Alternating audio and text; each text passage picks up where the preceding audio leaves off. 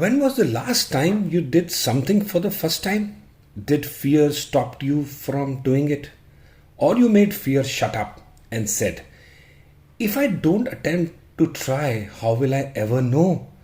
Let's kickstart this episode of the GaganVictor podcast.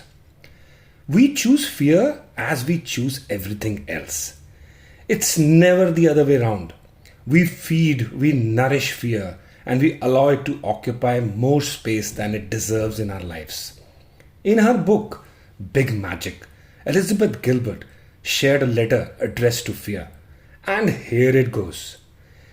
Dearest fear, creativity and I are about to go on a road trip together.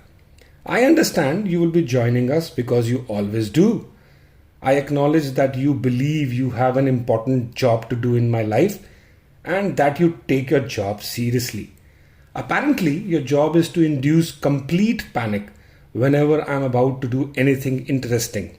And may I say, you are superb at your job. So by all means, keep doing your job if you feel must. But I will also be doing my job on this road trip, which is to work hard and stay focused. And creativity will be doing its job, which is to remain stimulating and inspiring. There's plenty of room in this vehicle for all of us, so make yourself at home, but understand this. Creativity and I are the only ones who will be making any decisions along the way. I recognize and respect that you are part of this family, so I will never exclude you from any of the activities, but still your suggestions will never be followed. You're allowed to have a seat and you're allowed to have a voice, but you're not allowed to have a vote. You are not allowed to touch the road maps. You're not allowed to suggest detours. You are not allowed to fiddle with the temperature. Dude, you're not even allowed to touch the radio. Above all else, my dear old familiar friend, you are absolutely forbidden to drive. Woohoo! What a letter to fear, isn't it? Whenever I visit this letter, fear takes a backseat and my co-driver creativity guides me towards ideas. When I was about to venture into uncharted waters of content creation by posting daily on LinkedIn, or now as a weekly podcaster, fear did sounded as perfectionist, telling me, you shall be exposing yourself for people to judge you every day. You're not an expert.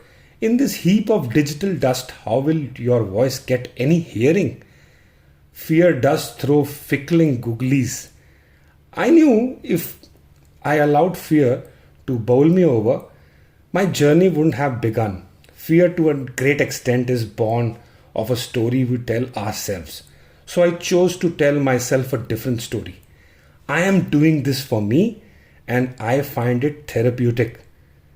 Fear can drive you away from reaching your ultimate destination, but it can also help you understand the drive uphill will be challenging yet exhilarating.